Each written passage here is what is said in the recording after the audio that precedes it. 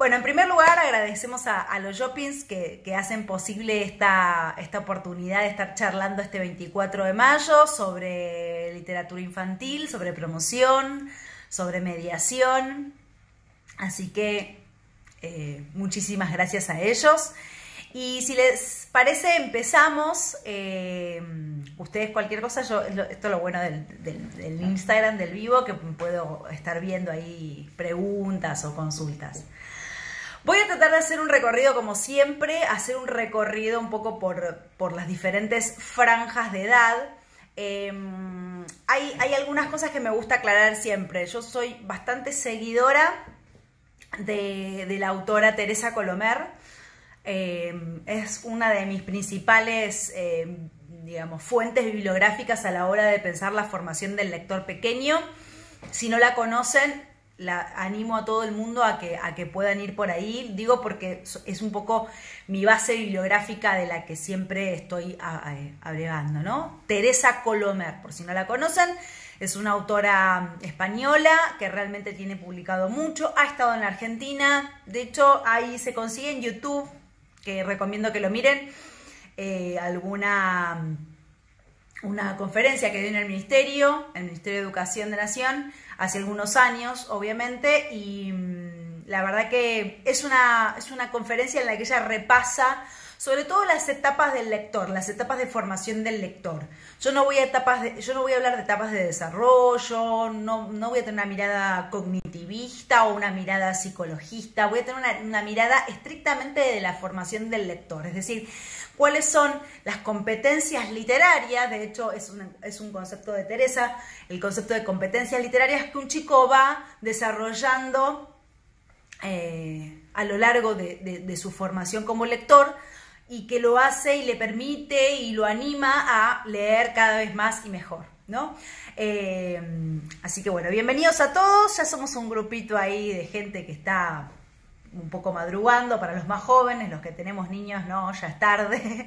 Pero bueno, les agradezco a todos por estar ahí. Empezamos entonces. Vamos a arrancar con la primera infancia. La primera infancia, también hay otra autora que yo sigo mucho. Miren, tengo acá todos los libros porque estoy dando clases, ¿no? Como todos estamos dando clases acá en la compu, así que estamos con los libros todos acá desplegados. Otra autora que yo sigo mucho es Yolanda Reyes, no sé si la conocen, segura que sí, ella es colombiana. Yolanda también es una de las autoras que yo sigo fuerte y que me permite pensar la formación de un lector. Una de las cosas que tiene hablar de seleccionar de libros es que uno va a la sección de literatura infantil de una librería o a la sección de literatura infantil de una biblioteca y se encuentra con mucho. Lo más certero es que lo que te vas a encontrar es con mucho. Se publica mucho, se edita mucho y hay mucho de literatura para chicos o de libros para chicos, ¿no? Porque también se edita textos que no son estrictamente literarios.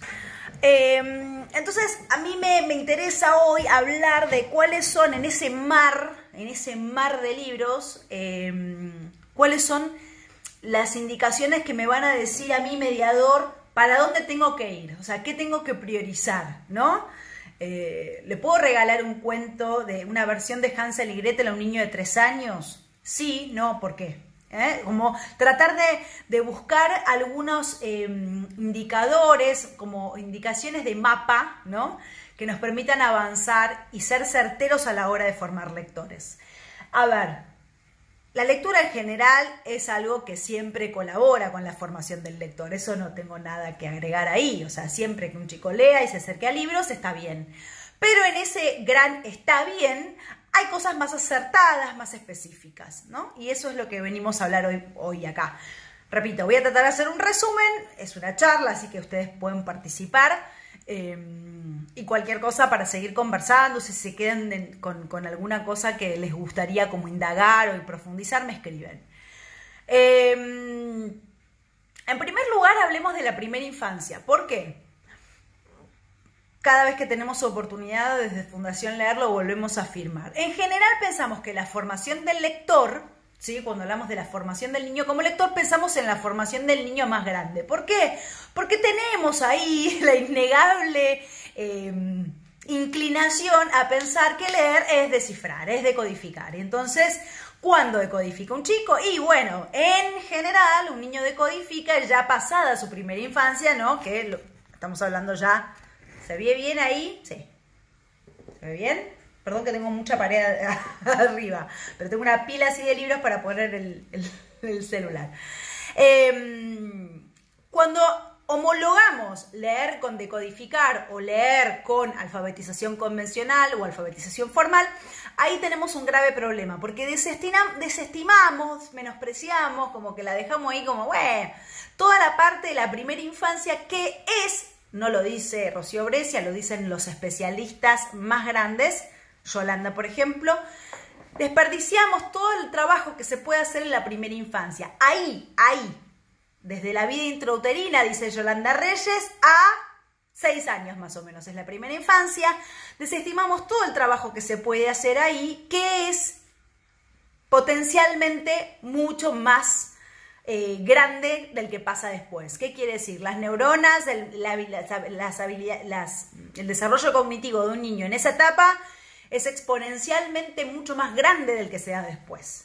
Entonces, el trabajo que se puede hacer ahí con la promoción de la lectura es realmente muy importante. Y en general no lo tomamos por importante, porque creemos que si el niño todavía no lee, e incluso antes, en la primerísima infancia, ¿no? Lo que hablamos de vida intrauterina a 3 años o a 2, menos que menos porque ni habla. Entonces, ¿para qué le voy a leer si ni habla? Bueno, esta idea hay que romper con esas ideas. Nosotros en Fundación, para hablar de promoción de lectura, partimos desde ahí, desde no le leo porque lo sabe hacer, no le leo porque habla, no le leo porque...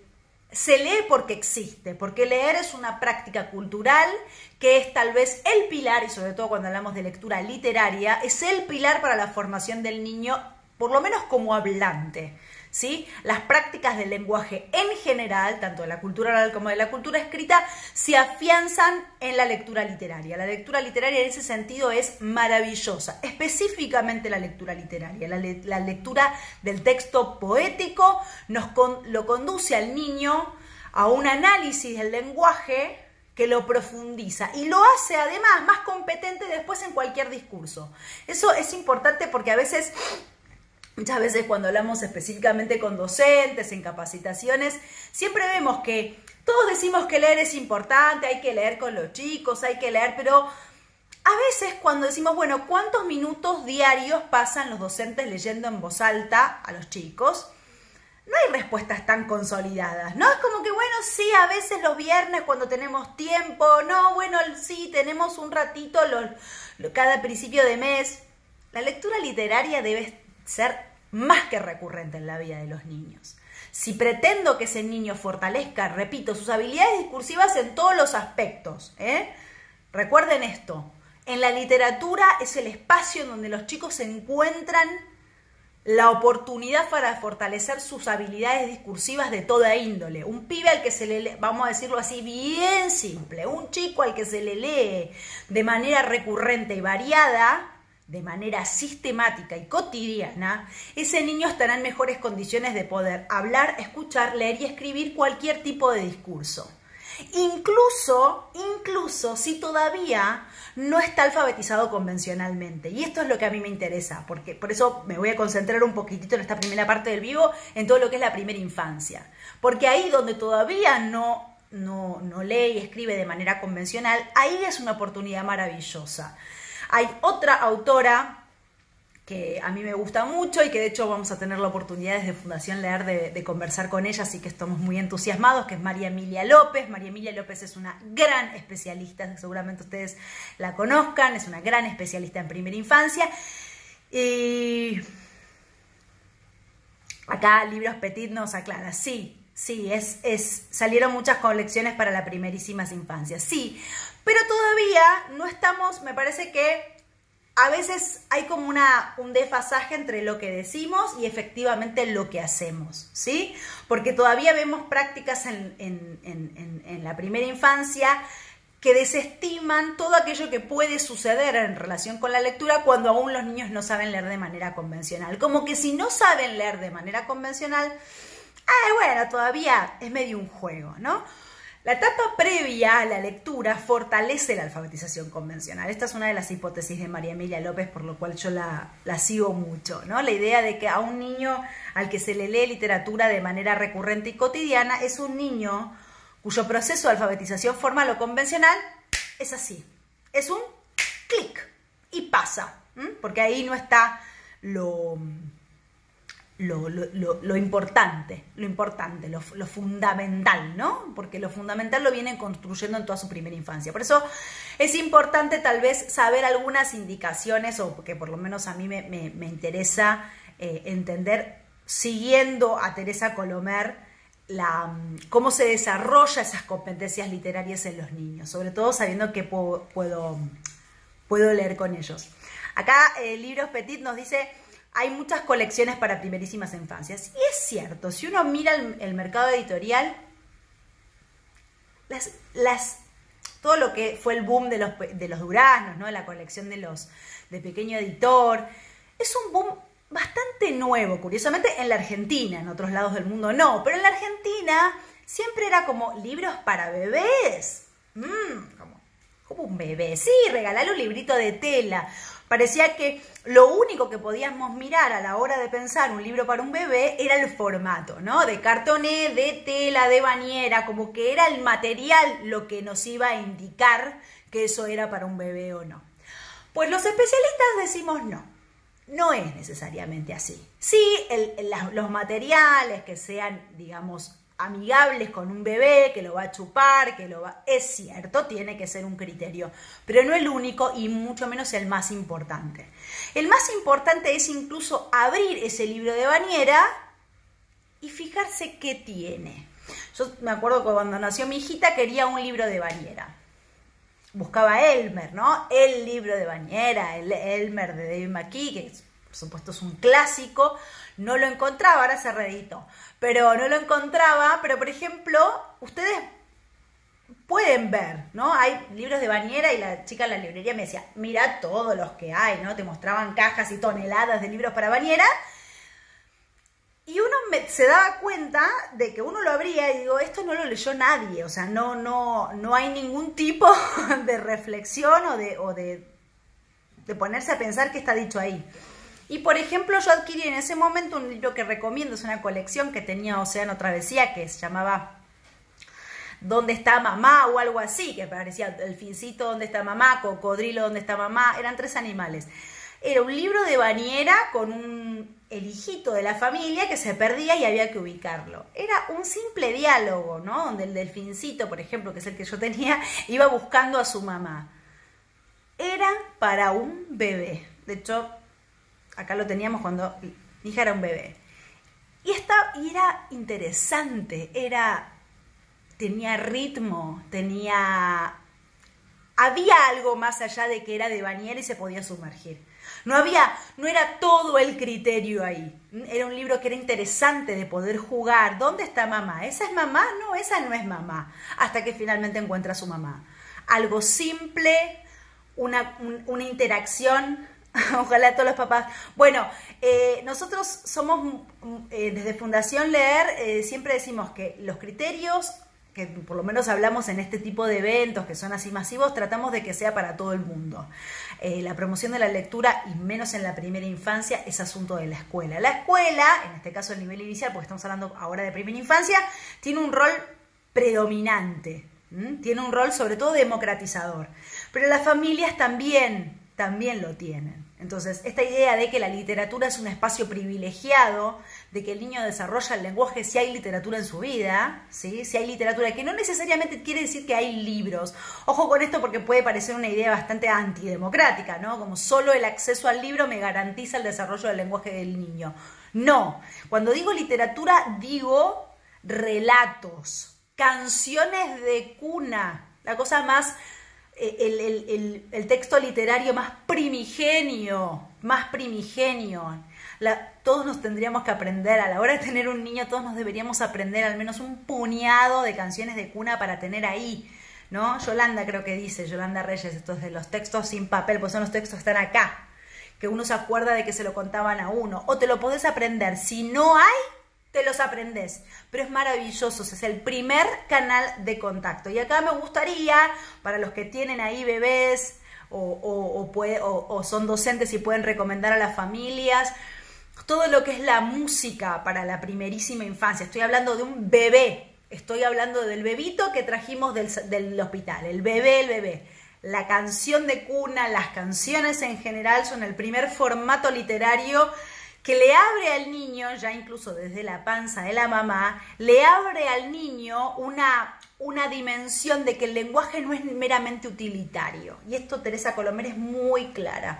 Un bebito empieza a comprender desde pequeño, Bakhtin diría los géneros discursivos. Sí, un bebito desde muy pequeño empieza a comprender que no es lo mismo te voy a cambiar el pañal a Rorró mi niño. Que esas dos cosas son la misma cosa, es lenguaje, pero uno es lenguaje utilitario, es lenguaje de comunicación, es lenguaje para entendernos. Y el otro es dimensión poética, está ahí para darnos placer. No pretende decirnos nada, no tiene ningún sentido a Rorró mi niño, no hay sentido, no tiene que entender. Por eso esa palabra yo siempre trato de erradicarla del universo de la promoción de la lectura. Entender, que es una palabra que es muy fuerte en el universo escolar. ¿Entienden? ¿No entienden? ¿No? Bueno, cuando hablamos de literatura, el entender es un concepto raro, sácamelo de ahí, sácamelo. Porque cuando el bebé distingue el Rorró mi niño y se relaja y mira relajado y con gozo a su mamá que le canta o a su papá que le canta o a su cuidador que le canta, está entendiendo que el lenguaje no está ahí para ser entendido, sino para ser disfrutado.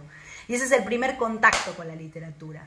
Pero estamos tan acostumbrados a pensar que si no entendemos no tiene valor, que es muy difícil promover la literatura en esos aspectos, ¿no? Porque estamos muy acostumbrados. El chico tiene que entender. No, la literatura en principio y en primer lugar pasa por el disfrute, por el goce. Y eso un bebito lo entiende, para volver a la palabra. ¿Qué recomiendo en toda esta etapa? Por supuesto, grandes antologías que se han publicado en los últimos tiempos, desde la reedición que hizo Azeta de Schuher con las canciones de Los Cachorros, que no me acuerdo bien el nombre, el título entero, pero ahí tienen una lindísima antología para regalar a un niñito que ha venido al mundo. Por supuesto, la antología que sacó Lo que leo con la curaduría de Elsa Bornemann. Las antologías que han sacado de Yolanda Reyes, la antología que sacó Joreja con Nidos que arrullan. Todas las grandes antologías de canciones de cuna son bienvenidas en esta época, en esa época donde el bebito es un bebito. Estoy hablando de un bebito de brazos, un bebito que está en brazos. Canciones para dormir cachorros, gracias, ahí está, hermoso libro. O sea, todos esos libros, y después a mí también me gusta, perdón para los profes y las profes que son de música estrictamente, pero me gustaría recomendar desde mi costado literario y desde mamá que soy además, me gustaría recomendar algunas músicas para los niños, que a veces hay mucho, cuando uno pone en YouTube, le pongo una canción, ¿no? ¿Viste? Como que le pongo una canción y uno entra a YouTube y por ahí se encuentra con cosas realmente muy mala calidad. O sea, la curaduría tiene que estar siempre como mediadores, olfateando, diciendo esto es bueno, esto no.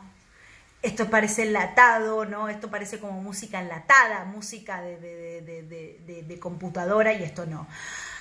Acá en casa estamos fascinados y recomiendo, porque es literatura también. Ese es gozar, es un texto con Marta Gómez. La recomiendo a viva voz a todas las mamás con las que me cruzo, a todos los papás con los que me cruzo. Recomiendo Marta Gómez.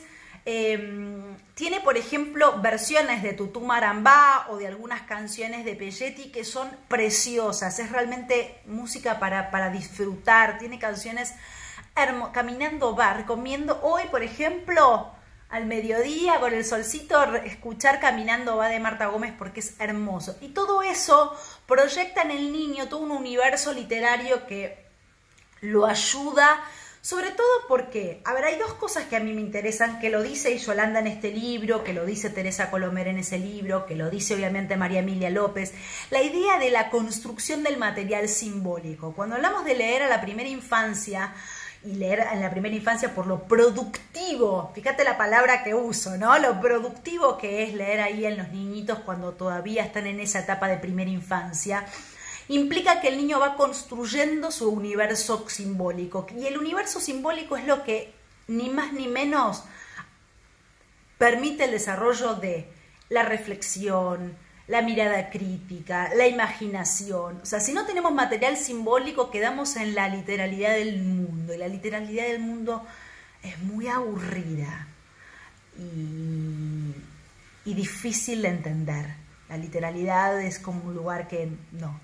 Cuando los niños acceden a una experiencia literaria, digamos, en toda su infancia, empiezan a entender que el mundo es puro símbolo y lo pueden interpretar y lo pueden manejar y pueden ir y venir. Entonces, por eso decimos que es tan importante leer en la primera infancia. Entonces, comenzamos con las canciones de cuna. Entonces, comenzamos ahí con todo lo que son esas lindas compilaciones de cuna. Acá vuelve a aparecer Silvia Schuher, recomiendo muchísimo, pero también vayan a la colección, a la antología que sacó Sergio Andricaín y Yolanda Reyes, si no recuerdo mal en editorial Lo que leo, que tiene canciones de cuna tradicionales. También recuperen las canciones de cuna tradicionales, o sea, la de Silvia Schuher y las de Elsa Bornemann, digamos, son de autoría, son hermosas, pero son de autoría, digamos, contemporánea.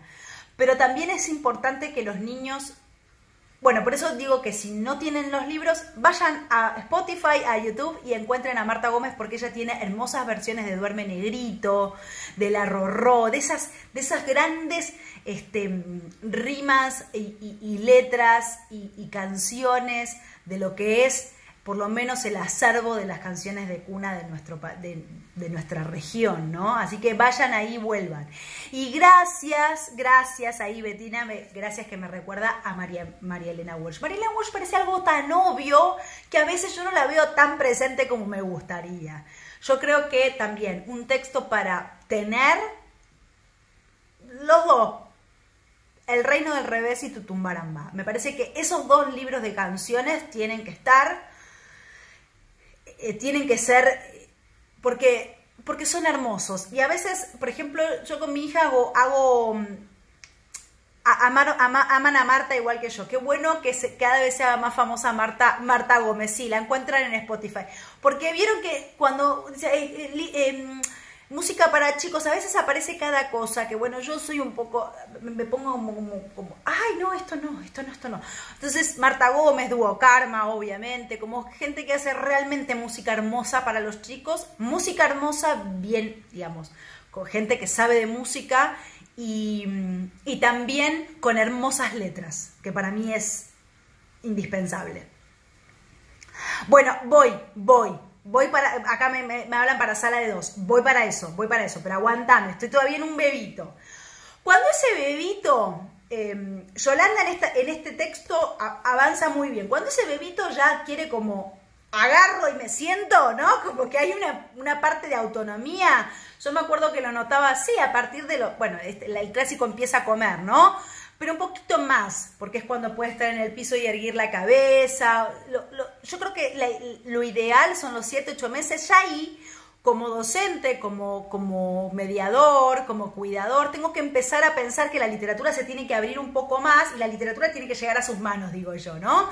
O sea, salimos de esa literatura que solo llega a través de las voces, de los que cuidan, de las mamás, de los papás, de los docentes, y empieza a aparecer el libro en físico.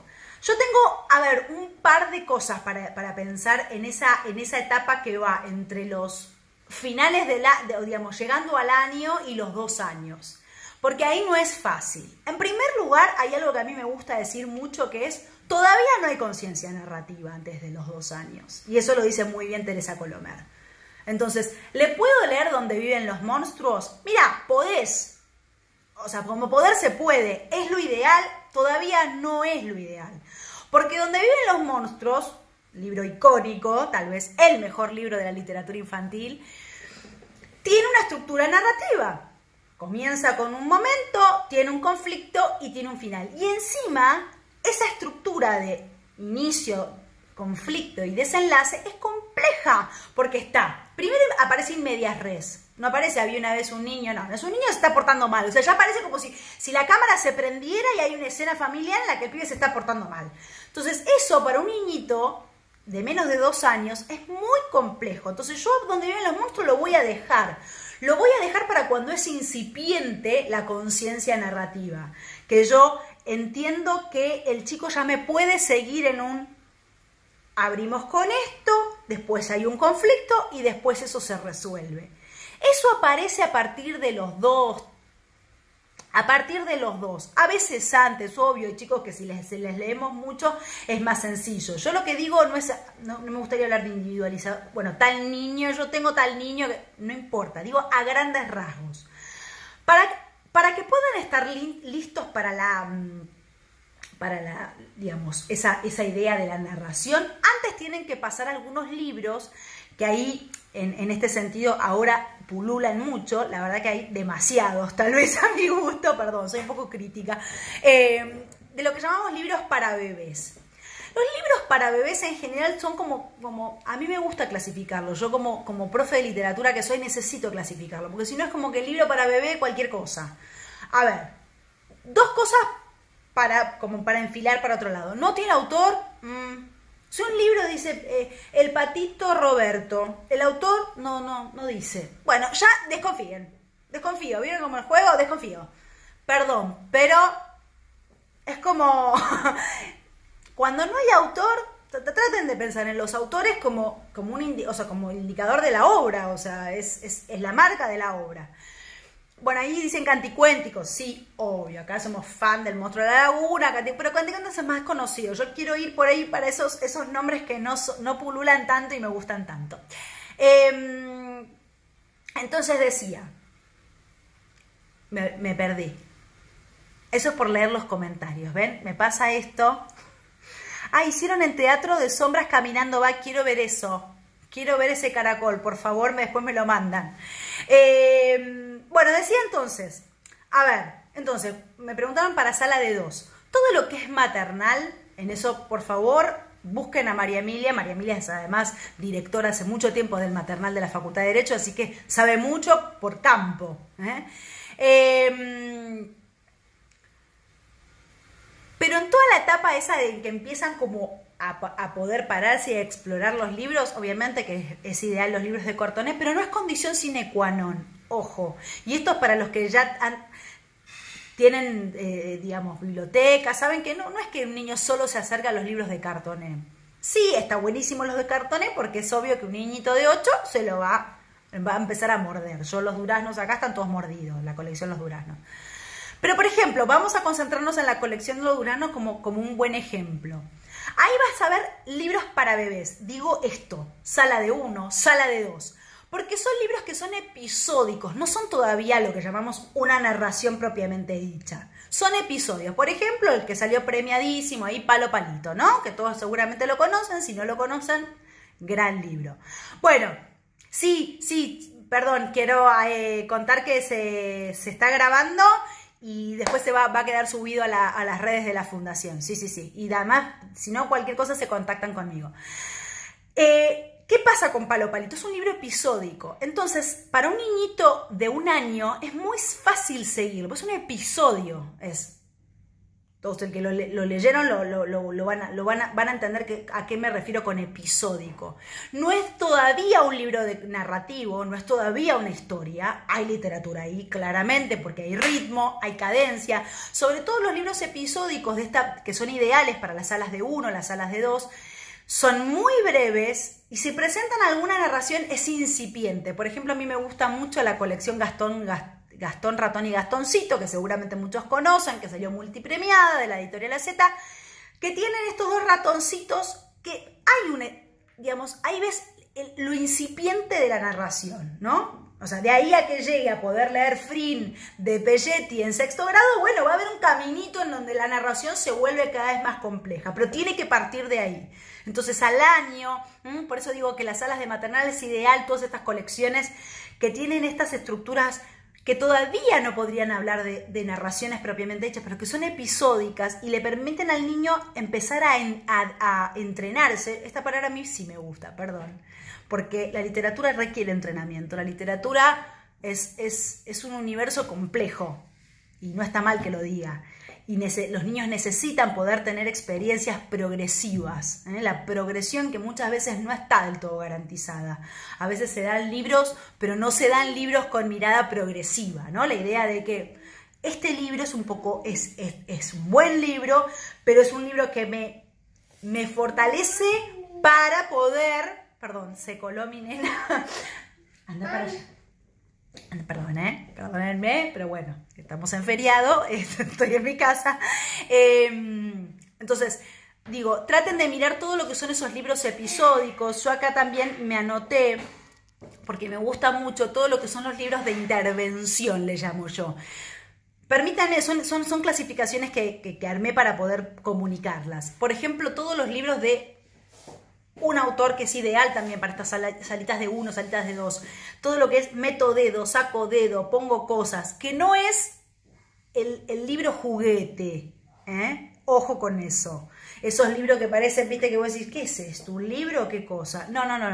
Taro Gomi, si no lo conocen, vayan por ahí. Taro Gomi tiene estos libros que son de intervención manual, donde el texto ya no solamente se lee, sino que aparece esta posibilidad de interactuar con el libro de una manera más manual, ¿no? Donde aparecen los deditos que están interactuando en la trama. Todos los de Taro Gomi que ha editado Fondo de Cultura Económica son hermosos, ¿sí? Desconfiar si no hay autor. Ahí vamos como reafirmando las ideas que van saliendo.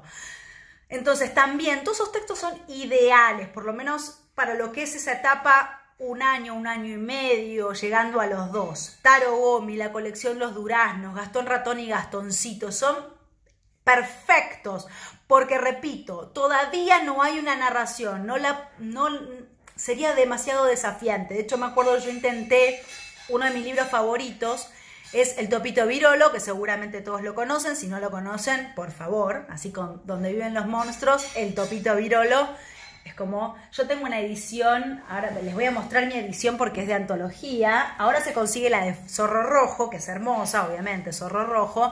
Pero yo tengo esta, que es del Centro Editor de América Latina, que es vieja, muy vieja, que la encontré así en algún lugar de esos que uno siempre hay que indagar en las librerías de viejos, porque siempre hay cosas buenas. Y por ejemplo, este texto, que seguramente si hay profes de nivel inicial o bibliotecarios especializados seguramente lo conocen. Este es un texto que a mí me encanta, lo descubrí cursando con Bombini allá hace 3 millones de años. Y lo empecé a leer con mi hija antes de que cumpliera los 2. Y yo me di cuenta que digo, no está lista. O sea, sí, de repente miraba pero no. Y de hecho me di cuenta que este es un texto ideal para una sala de 3 y para adelante, ¿no? Una sala de 4. ¿Por qué? Porque hay una estructura narrativa, pero clásica del policial. Esto es un policial. Esto es un Truman Capote, olvídate. ¿Por qué? Porque hay una estructura en la que hay un crimen, que no voy a decir más de lo que se ve, y la víctima comienza a hacer una investigación para ver quién es el culpable, hasta que da con el culpable, porque tiene la ayuda de unas especialistas, ¿no? Que siguen las pesquisas y dice el culpable es este. Final, como todo policial, así que por eso te digo que es un policial negro, ¿qué hay en el final? La venganza. O sea, es una maravilla, pero este texto todavía no estaba lista, mi hija, que recién estaba cumpliendo los 2, antes de los 2. Entonces, ahí es donde nos damos cuenta de que este texto es genial, pero todavía no está lista. Porque no solamente es una narración compleja, repito, de índole de inicial. Ahora me dicen acá Nadie, que vos me preguntabas por maternal y me decís todos los libros que son, por ejemplo, de Anita, los Federico, son ideales. Sí, pero hay que ver hasta qué punto algunos textos de eso, de los Anitas en general en sala de 1, en sala 2 van perfecto. Pero también no nos olvidamos que tienen estructuras narrativas. Primero, a mí me gusta aclarar dos cosas, que tienen estructuras narrativas. Entonces, por ejemplo, hay algunos Federico y el tiempo, por ejemplo, que es uno de mis favoritos, ¿no? El de Federico va a la casa de la abuela, no sé si se acuerdan, es hermoso. Obviamente estamos hablando de Graciela Montes y los Anita de Canela.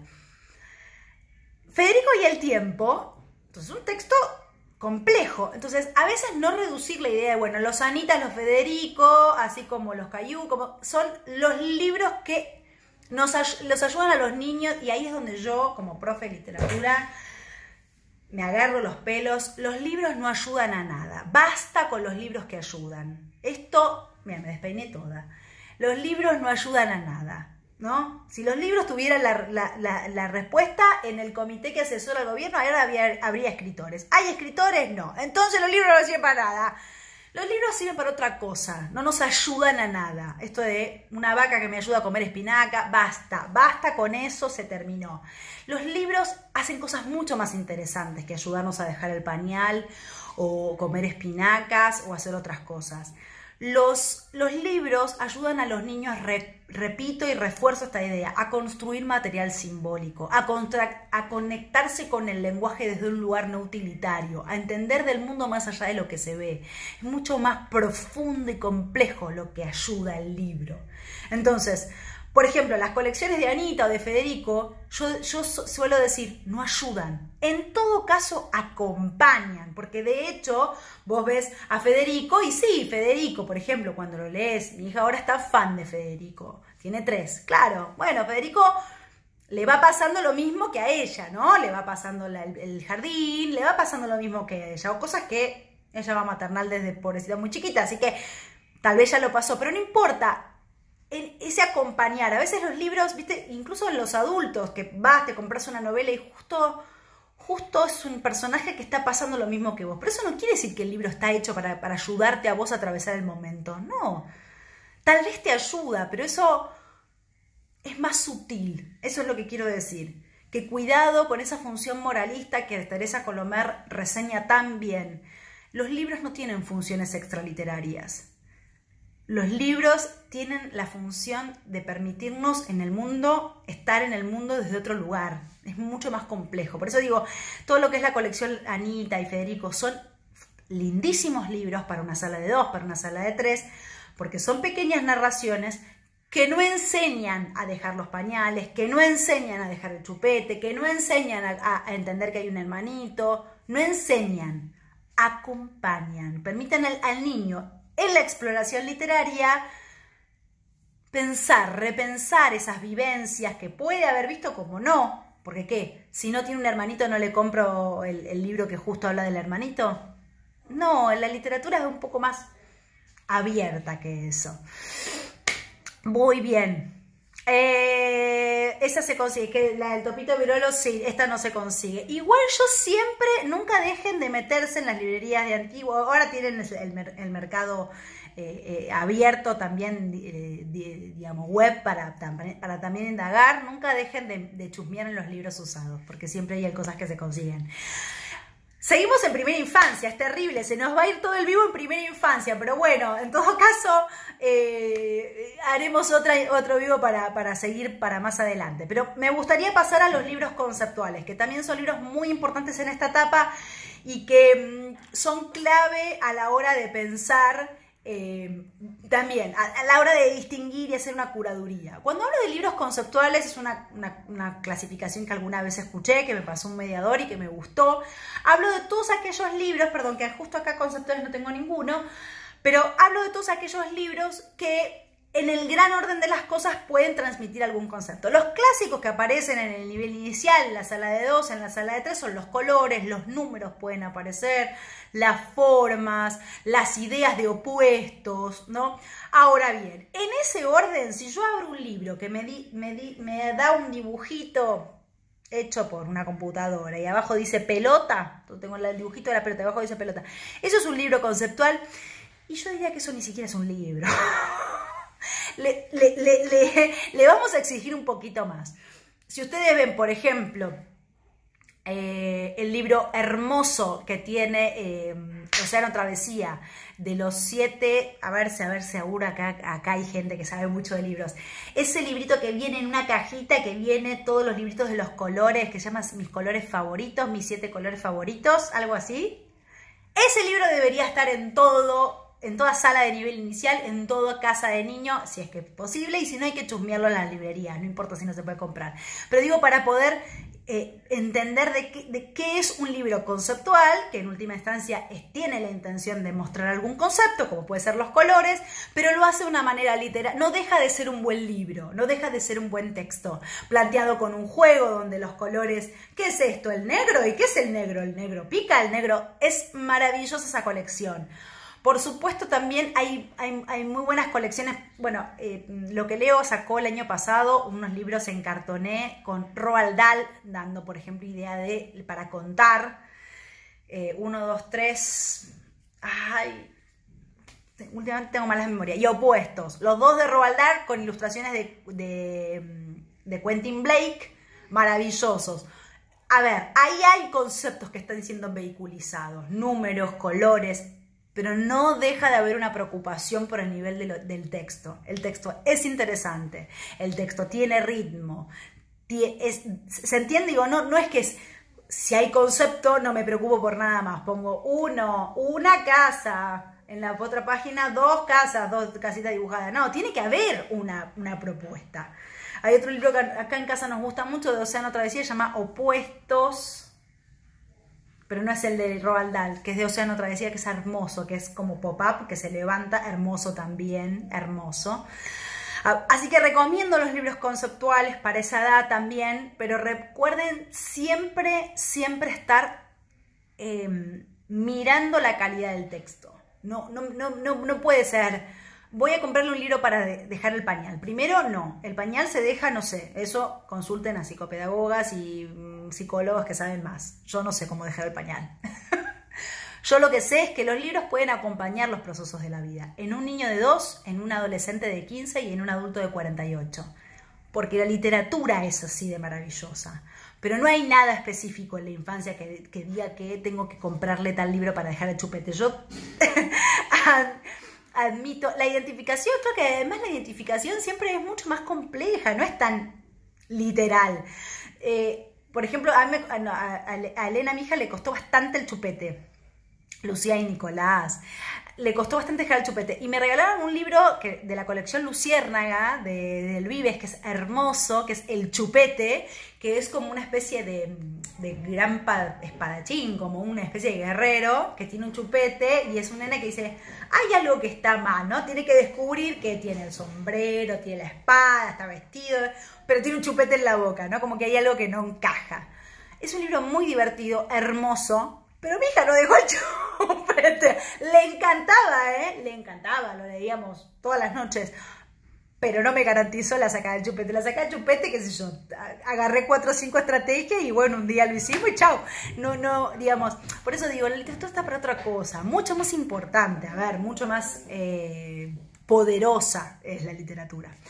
Me voy a ir un poquito más rápido a ver si antes de que termine la hora, que creo que se va a cortar automáticamente, puedo ir a un poquito más avanzada las edades. A mí me gusta mucho para trabajar ya después los libros tradicionales.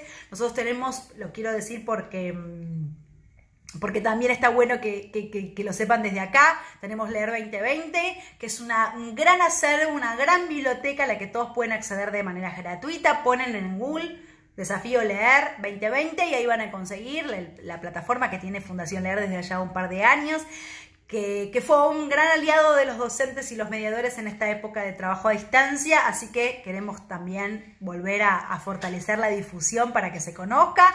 En Leer 2020 tienen una biblioteca, digamos como por streaming, donde las novedades de las principales editoriales se van renovando por edades cada 15 días, y después también hay una biblioteca fija de clásicos. Y acá me quiero, porque bueno, es un tema que a mí me encanta. Acá ahora estoy justo con todos los clásicos, estamos trabajando mucho con los clásicos. Y hay algo que me interesa, porque ahí cuando el chico ya empieza a poder seguir una narración más compleja. Los clásicos, y cuando hablo de los clásicos hablo sobre todo de dos en la primera infancia, o por lo menos en los más chicos hablo de dos grandes cuestiones. Primero, los clásicos infantiles de autor, donde tenemos al padre ahí, a Andersen como el papá de todo, a Andersen, donde hay un concepto de recopilación de leyendas nórdicas, pero una idea ya de autor. El Patito Feo, La Sirenita son historias ya creadas con una concepción de autor. Entonces, en esa edad empiecen a poder leer esos libros con los más chicos, todo lo que es Andersen fuertemente, porque ahí hay maravillas. El otro día en una capacitación decía que Andersen en general es una pera porque los chicos acceden a La Sirenita por las versiones fílmicas, por algunas adaptaciones no del todo bien hechas. Y lo cierto es que los textos de Andersen son complejos. Para un lector contemporáneo, para un niño contemporáneo de ahora es complejo, pero les puedo asegurar que la belleza literaria de los textos de Andersen no tiene parangón. Yo tengo acá las obras completas, un libro muy viejo que tengo, que lo heredé de mi suegro, y están todas las obras, y les puedo asegurar que hay fragmentos de... Perdón, bueno, nada, se me metió acá la niñita, perdón. ¿Qué colección? No, ahora no estoy hablando de colecciones. Hablo básicamente de la importancia de los clásicos. Y en los clásicos dije los clásicos literarios de autor, donde ponemos ahí principalmente a Andersen. Y ahí lo pueden encontrar todo en la biblioteca de Leer 2020 El Desafío. Ahí está. Estamos haciendo una curaduría y una selección interesante de los principales textos, así que lo pueden encontrar ahí, ¿sí? Y por otro lado también volver, perdón, anda para allá, hijita, anda para allá. Y volver sobre los cuentos tradicionales. Y acá es donde me quiero detener un segundo. Si quieren yo después les marco algunas colecciones, pero entren a Leer 2020 que ahí están gratuitas. Los cuentos tradicionales son fundamentales para los niños. Y cuando hablo de la tradición, hablo de la tradición oral, de esos textos donde ya no hay concepción de autor, ¿sí? Hay concepción de folcloristas o versionistas que pusieron por escrito por primera vez. Es fundamental que un niñito de 5, de 6 años ingrese también, o sea, que recorra dentro de su formación como lector. Más lento, profe, perdón. Estoy yendo muy rápido, lo que pasa es que no quiero que se me acabe el tiempo, perdón, pero cualquier cosa después si no me pueden escribir, Pero perdón que sí, me acelero porque quiero que entre todo y quiero llegar un poquito a los más grandes. Les decía, los cuentos tradicionales que van a encontrar en Leer 2020, una gran selección. Hablo de los textos que podemos encontrar en dos grandes versiones, ¿sí? Por lo menos para la primera infancia. Por supuesto, los hermanos Grimm, por un lado, y por otro lado, Charles Perrault, ¿no? Y algún que otro autor como puede ser, por ejemplo, La Bella y la Bestia. Lo tengo acá abajo, soy una sacada porque quiero sacarlo de acá. No puedo evitar mostrar libros, es como mi gran... Bueno, ven, acá están los de las de Perrault. Y acá tengo esta versión hermosa del Zorro Rojo de La Bella y la Bestia. Y a mí, yo soy, digamos, muy enfática en que los niños en esta etapa, ya cuando estoy hablando de que ya hay una conciencia narrativa, ya se fortaleció eso, ya el niño puede seguir una introducción, un conflicto y un desenlace, accedan a estos textos, sobre todo las versiones de Grimm, que son un poco más suavizadas, ¿no? Piensen que las versiones de Grimm respecto a las de Perrault son posteriores y ya hay una concepción de destinatario infantil muy incipiente, ¿sí? Si bien no escribieron para niños, pero muy incipiente, empieza a haber un destinatario infantil en la mira, entonces los hermanos Grimm empiezan a suavizar. Por eso tenemos el clásico ejemplo que doy siempre para acordarnos, es la Caperucita, que en Perrault el lobo se come a la vieja, se come a la Caperucita y se terminó el cuento, terrible, qué horror. Y en los hermanos Grimm aparece el cazador, amorosísimo, que agarra, le abre la panza a la bestia, saca a la niñita, saca a la vieja, intactas la saca, las llenan de piedra, una cosa hermosa. Esos son los hermanos Grimm, donde empieza a haber un concepto ya, una concientización de un destinatario infantil y se empieza a mitigar la crueldad. Pero lo que yo siempre digo, y por eso reafirmamos nuevamente que entren a Leer 2020 porque van a encontrar ahí las versiones, que los niños tienen que acceder a las versiones originales. Digo, me encanta la versión paródica de Pelletti o la versión paródica de Mayoli Leray de Una Caperucita Roja, me encanta. Pero si el niño no tiene el texto, el hipotexto, el texto, digamos, con el que se está riendo esa versión, es como que mucho no funciona. Por eso hablaba al comienzo de esta charla de la importancia de pensar como mediadores en progresiones, en que el niño como lector tiene que atravesar etapas de formación, que no es le tiro cualquier cosa, voy pensando, ¿sí? Por supuesto en ese camino puede haber propias elecciones donde los niños accedan a textos que tal vez ellos mismos quieran, pero desde el lado del mediador, familia, docente, bibliotecario, etcétera, tiene que haber una mirada, digamos, de proceso, donde el chico acceda a textos que cada vez le vayan colaborando la formación, que cada vez complejice sus competencias literarias, esto es un concepto bien de Colomer, que la conciencia narrativa se desarrolla, que un niño no puede pasar de los textos, por ejemplo, de solo libros conceptuales de goma y para mirar imágenes. Y bueno, ahora sentate que te voy a leer Hansel y Gretel. Pará, tiene que haber un proceso, ¿sí? Es esta idea que quería reafirmar para que los chicos puedan convertirse en lectores. Los mediadores tenemos que pensar en formación, no podemos pensar en le tiro cuentos, le tiro textos, le propongo, le leo, así, sin más. Bueno, uno lindo. No, hay que pensar en tipologías que nos permitan ser más certeros a la hora de ofrecer material y oportunidades de lectura, ¿sí? ¿Se entiende? Es como que de eso se trata la cosa, ¿no? De ser cada vez más certeros. Por último, no sé cómo vamos, pero creo que nos quedan 5 minutos, ya me va a avisar que me quedan 5 minutos. A ver, luego, ya cuando el niño ya está más consolidado, cuando empieza a atravesar su etapa de alfabetización convencional, cuidado ahí que no se genere ese quiebre horrible de ese niñito que venía del jardín leyendo, sabiéndose de memoria, y de repente pasa a primer grado y empieza no me descompongo, o sea, ese quiebre que hay ahí, que vayas a ver, ¿no? Cuál es la complejidad.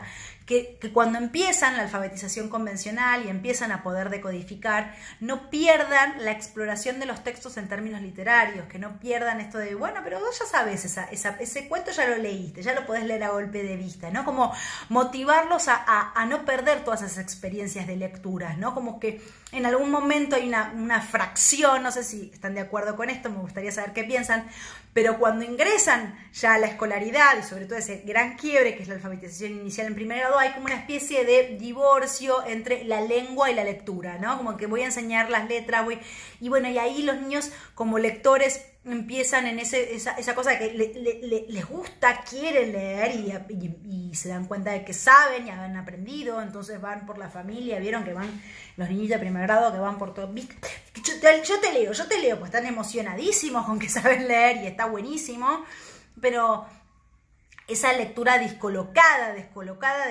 yo siempre le llamo enajenada, ¿no? Como que están leyendo pero no tienen ni idea de qué están leyendo.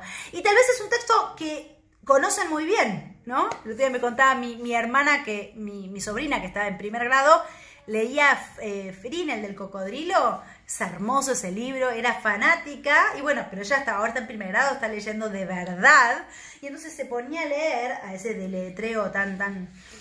Y dice, ¿pero qué parte es esa? ¿Qué le pasa al cocodrilo? No tenía ni idea. Y digo, como que se hubiese, ¿no?, escindido esas dos experiencias. Por eso en esta parte del primer grado, del segundo grado, es fundamental que como mediadores no dejemos de leer en voz alta. Ya a la tarde, si están ahí, nos volvemos a encontrar a las 19 para hablar un poquito de cómo leemos, ¿sí? Cuándo usar la voz alta, en qué casos, cómo usar la narración oral, ¿no? Vamos a trabajar un poco de modalidades. Si tienen ganas, a las 19 nos volvemos a encontrar en Instagram. Pero es importante empezar a entender que en esta etapa hay que fortalecer la lectura en voz alta.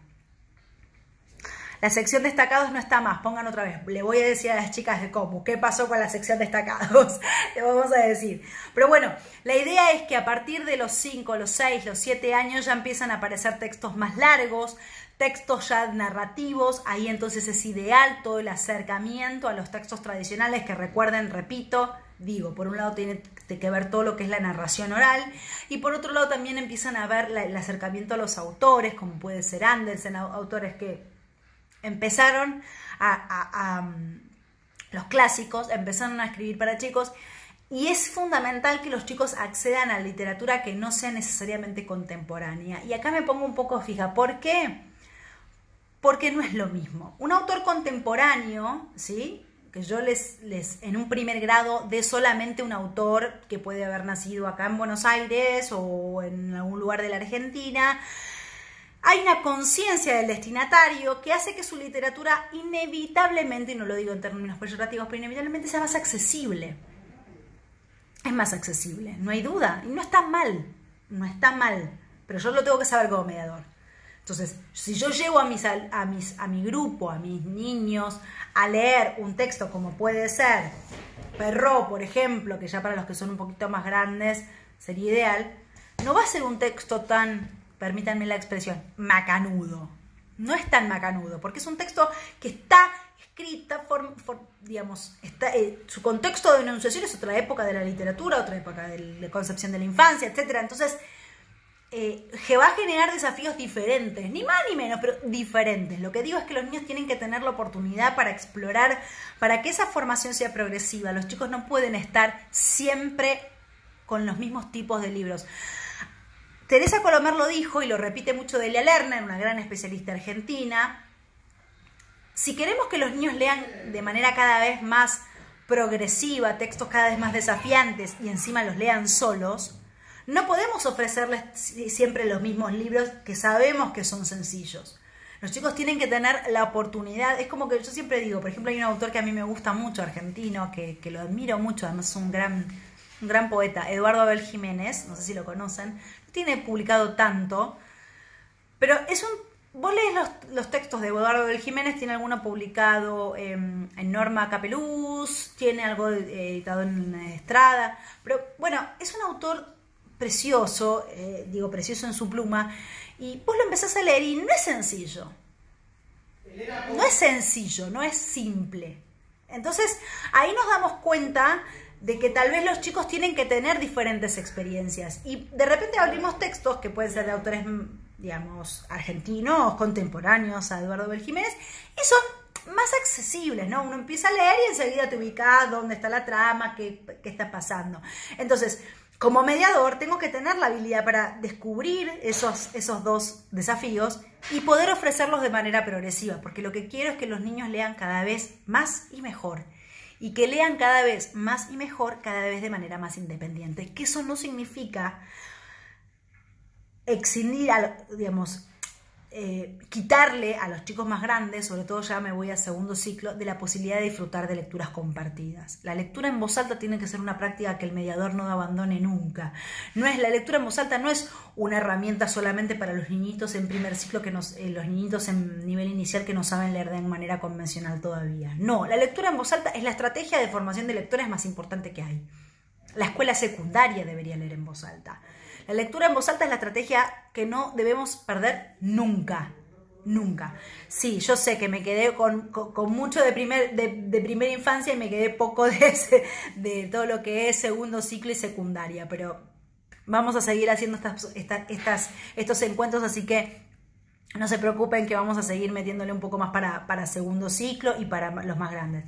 Lo único que digo, yo no sé cuánto me queda, no quiero que se me corte así sin más. No me avisa esto, me debería avisar. Bueno, pero para todo lo que es segundo ciclo y secundaria, vayan por los canales de la fantasía. Y cuando hablo de la fantasía, es eso que los niños dicen, los cuentos de miedo. ¿Vieron que de repente en una edad explota todo eso que quieren, cuentos de miedo? Bueno, en realidad, si nos ponemos certeros, no es miedo, es fantasía. Esa idea de lo fantástico como aquel género que permite dar incerteza a la realidad. Por eso es fundamental y es lo más maravilloso. Cuando los chicos dicen quiero cuentos de miedo, nos debería dar mucha gratificación, porque significa que los niños han encontrado el disfrute en el género más precioso que hay, que es la fantasía, ¿no? El género más elevado, diría Borges, diría Cortázar, no hay más allá de la fantasía. Entonces, meternos ahí en ese universo de la fantasía con los chicos, y ahí nosotros tenemos grandes colecciones